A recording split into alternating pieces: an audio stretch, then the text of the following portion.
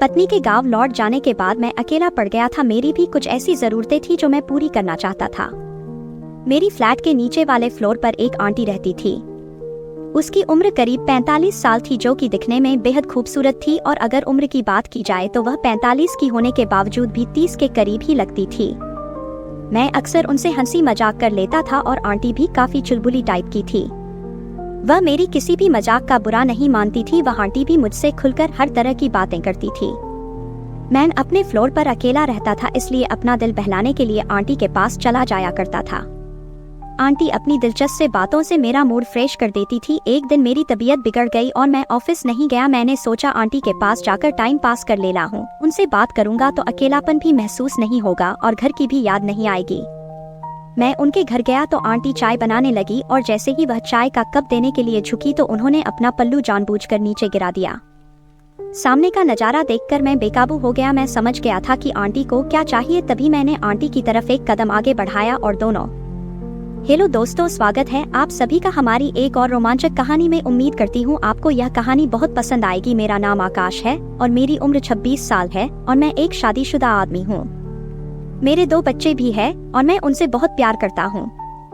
मैं बिहार के एक छोटे से गांव का रहने वाला हूँ, लेकिन पिछले 10 साल से मैं में रहकर जॉब करता हूँ। मैं एक बहुत ही शर्मीला किस्म का इंसान हूँ, इसलिए मुझे लड़कियों से बात करने में भी शर्म आती है। शादी से पहले भी मैं किसी लड़की से बात नहीं की थी। एक बार मेरे दोस्त की चचेरी बहन मुझसे बात करने की कोशिश भी की थी, तो मैंने ही उसे मना कर दिया था। मेरा मन तो बहुत करता था, लेकिन मैं किसी भी लड़की से कुछ बोल नहीं पाता था। हालांकि मैं यह बात बता दूं कि मेरी दिलचस्पी शुरू से ही लड़कियों से ज्यादा आंटियों में रही थी, क्योंकि आंटियों को बहुत ज्यादा एक्सपीरियंस होता है और वह जल्दी से मान भी जाती है। यह उस समय की बात है जब मैं दिल्ली में किराए के मकान में अपने पूरे परिवार के साथ रहता था। शुरू में हमारे घर की माली हालत काफी अच्छी थी, क्योंकि मैं अचतुले पैसे कमा लेता था, लेकिन फिर धीरे धीरे हमारे घर की हालत बिगड़ती चली गई। दरअसल हुआ यह था कि मेरी माँ की तबीयत बहुत ज्यादा खराब हो गई थी। मेरी माँ गांव में ही रहती थी। जब उनकी तबीयत ज्यादा खराब हुई तो मुझे अपने पूरे परिवार के साथ गांव वापस लौटना पड़ा। हम थोड़े दिन गांव में ही रहे और माँ की सेवा की। जब माँ की तबीयत में सुधार आने लगा तो मैं अपने पूरे परिवार को गाँव में छोड़कर वापस दिल्ली आ गया, लेकिन इस बार मैं अकेले ही आया था। मैं अपनी पत्नी और अपने बच्चों को साथ नहीं लाया था। पत्नी के साथ न होने की वजह से मेरी कुछ जरूरतें अधूरी सी रहती थी। अब मैं सोचता था कि काश मुझे कोई ऐसा मिल जाए जो मेरी जरूरत पूरी कर सके, पर मैं इतना शर्मीला था कि किसी से बात तक करने में भी मुझे बहुत शर्म आती थी। मैं आपको अपनी एक खासियत और बता देता हूँ कि मेरे परिवार की हर एक भाभी से मेरी बहुत अच्छी बनती है। मैं जिस फ्लैट में रहता था उसी फ्लोर के नीचे एक भाई साहब अपने परिवार के साथ थे। उनके परिवार में उनकी पत्नी और 2 बेटियां थी। मेरी उन लोगों से कभी कभी हेलो हाय हो जाती थी। जब मुझे वहां रहते रहते 6 महीने से ज्यादा हो गए तो उन लोगों के साथ मेरे घरेलू संबंध हो गए थे। हम कभी कभी साथ मिलकर लंच और डिनर भी किया करते थे और कभी कभी साथ में घूमने भी जाया करते थे। भाई साहब मुझ पर बहुत भरोसा करने लगे थे और वैसे भी मैं एक भरोसे वाला इंसान हूँ। मैं किसी को धोखा नहीं देता हूँ। आंटी मुड़ो बहुत अच्छे से बात किया करती थी और मैं भी उनसे हंसी मजाक कर लिया करता था। जब आंटी के पति घर पर नहीं होते थे और आंटी को हॉस्पिटल या बाजार जाना होता था तो वह मेरे साथ ही जाती थी। इसी बीच हम आपस में बहुत सारी बातें किया करते थे और मुझे आंटी का स्वभाव बहुत पसंद आने लगा था। आंटी जब भी अपने घर पर कुछ स्पेशल खाना बनाती थी तो वह मेरे लिए नए भी भिजवा देती थी।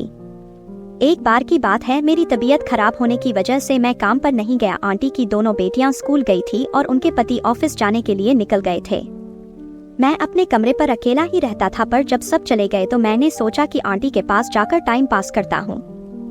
उनसे थोड़ी देर बात करूंगा तो मेरा भी मन अच्छा हो जाएगा और मुझे घर की याद भी नहीं आएगी। जब मैं आंटी के पास गया तो वह किचन में कुछ काम कर रही थी। मुझे देखते ही वह बोलो, क्या हुआ देवर जी, आज आप काम पर नहीं गए? मैंने कहा, नहीं आंटी, आज थोड़ी तबीयत खराब है और मुझे घर भी बहुत याद आ रही है। बहुत दिन हो गए हैं, मैं अपने बच्चों से नहीं मिला हूँ और अपनी पत्नी को भी नहीं देखा है।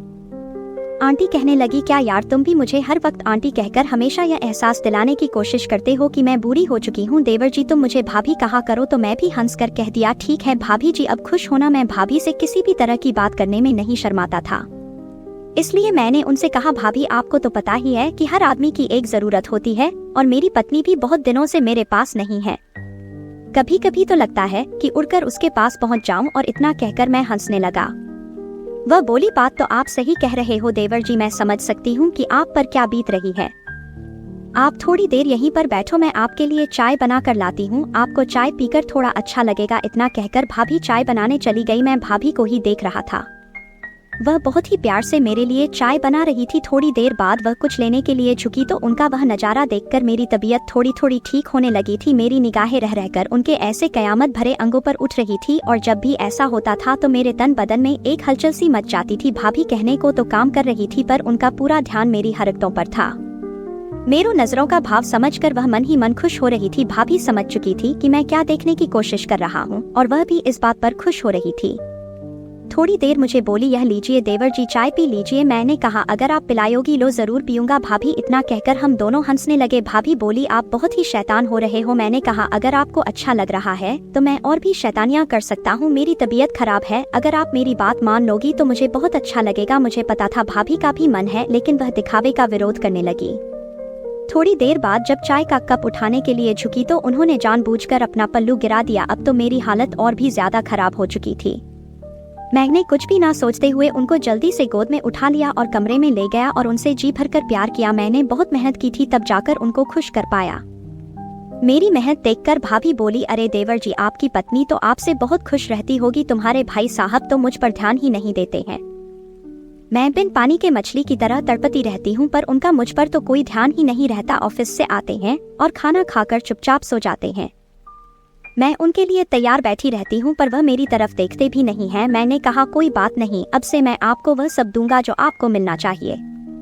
इतना सुनकर भाभी मेरे गले लग गई। अब यह सिलसिला तो रोज ही चलने लगा था। मैं भाई साहन के ऑफिस निकल जाने के बाद थोड़ी देर के लिए भाभी के पास जाया करता था और उनको वैसा सुकून देता था जिसकी उन्हें जरूरत थी और मुझे भी जरूरत थी। इन सब के बाद ही मैं ऑफिस जाया करता था। कभी कभी भाभी को यह डर सताता था कि मैं कहीं किसी को कुछ बता ना दूं। मैंने भाभी से कहा था, आप बिल्कुल भी फिक्र मत करो, मैं एक बहुत ही भरोसे वाला इंसान हूँ। मैं औरतों की बहुत कदर करता हूँ और मैं आपको कभी भी धोखा नहीं दूंगा। यह सिलसिला चलता रहा और हम दोनों एक दूसरे के बहुत करीब आ चुके थे। कुछ दिनों बाद हमारी जिंदगी में बहुत बड़ा बदलाव आने वाला था क्योंकि मेरी पत्नी मेरे पास वापस आ गई थी। पत्नी के आ जाने के बाद मैं ज्यादातर समय उसी के साथ बिताता था और भाभी को बहुत ही कम समय पता था। कभी कभी तो मैं उनके पास जा भी नहीं पाता था। मेरी पत्नी को भी शायद अब शक होने लगा था कि जरूर उसके पीछे पीछे मैं कुछ अजीब हरकतें कर रहा था। वह बोली, क्या आपको मेरी याद नहीं आती थी? मैंने कहा, भला ऐसा हो सकता है क्या कि मैं तुम्हें याद ना करूं? मुझे पता था कि उसे मेरी बातों पर यकीन नहीं है, लेकिन मैं कर भी क्या सकता था।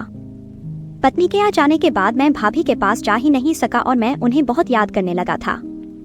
एक बार जब मैं उनके पास गया तो भाभी बोली, आप बहुत ही बदल गए हो। जब से आपकी बीबी वापस आई है तब से आप तो मुझे भूल ही गए हो। मैंने कहा, ऐसी कोई बात नहीं है भाभी, उसको मुझ पर थोड़ा शक होने लगा है और वह मुझको आपके पास नहीं आने देती है। फिर भी आपके लिए समय निकाल लेला हूँ और आपके पास चला आता हूँ। थोड़ी देर बातें करने के बाद हम दोनों आपस में समा गए और फिर मैं ऑफिस चला गया। कुछ दिनों बाद मेरी पत्नी को मेरी शर्ट पर लिपस्टिक के निशान मिले। अब तो उसका शक यकीन में बदल चुका था। वह बोली, मुझे पहले से ही पता था कि तुम्हारा उस चुड़ैल के साथ चक्कर चल रहा है। मैं अभी जाकर सब कुछ भाई साहब को बता दूंगी और तुम दोनों का पर्दाफाश कर दूंगी। मैंने कहा, प्लीज तुम ऐसा कुछ भी मत करो, मैं अब कभी भी उससे बात नहीं करूंगा। वह इतना गुस्से में थी कि रोने लगी और बोली, मैं गांव में आपकी माँ की सेवा करने में लगी हुई थी, आपके बच्चों को पालने में लगी हुई थी और आप इधर मुझे धोखा दे रहे थे, दूसरी औरत के साथ नैन मटक्का कर रहे थे। क्या आपको शर्म नहीं आती? क्या यह जरूरत आपके लिए इतनी ज्यादा जरूरी है कि आप अपनी पत्नी को धोखा दोगे? अरे अगर मैं इतने दिनों तक आपके बिना रह सकती हूँ तो आप क्यों नहीं रह सकते? आपने मेरे बारे में एक बार भी नहीं सोचा, अपने बच्चों के बारे में एक बार भी नहीं सोचा। अगर फिर भी आपको उस औरत से इतना ही प्यार है तो आप मुझसे कह दीजिए, मैं अभी के अभी यह घर छोड़कर चली जाऊंगी और आपकी जिंदगी में कभी भी वापस नहीं आऊंगी। औरत सब कुछ बर्दाश्त कर सकती है पर अपने पति का बंटवारा बर्दाश्त नहीं कर सकती और मैं भी बर्दाश्त नहीं करूंगी। अगर आपको मेरे साथ रहना है तो मेरा ही बनकर रहना होगा, नहीं तो आप मुझसे कह दीजिए मैं गाँव चली जाऊंगी और वहीं रहकर आपकी माँ की सेवा करती रहूंगी, क्योंकि मैं जान चुकी हूँ कि आप तो मुझे अपनी माँ की सेवा के लिए लाए हो, प्यार निछावर करने के लिए तो वह चुड़ैल है ना। मैं समझ चुका था कि मैं अपने कुछ पलों की जरूरत के लिए अपनी पत्नी का दिल दुखाया है। मैंने उससे माफी मांगी और बोला, आगे से कभी भी ऐसा नहीं होगा, तुम कहीं भी मत जाओ और मेरे साथ ही रहो। तुम मेरे लिए सब कुछ हो, हमारे बच्चे मेरे लिए सब कुछ है, मैं तुम लोगों के बिना जिंदगी नहीं जी पाऊंगा। इसके बाद से मैं कभी भी भाभी के पास नहीं गया। मैंने भाभी को भी सारी बात बताई और भाभी से भी माफी मांगी। अगर आपको ये कहानी अच्छी लगी हो तो वीडियो को लाइक और शेयर और चैनल को सब्सक्राइब जरूर कीजिएगा। आपका हर एक लाइक और शेयर हमारे लिए मोटिवेशन है।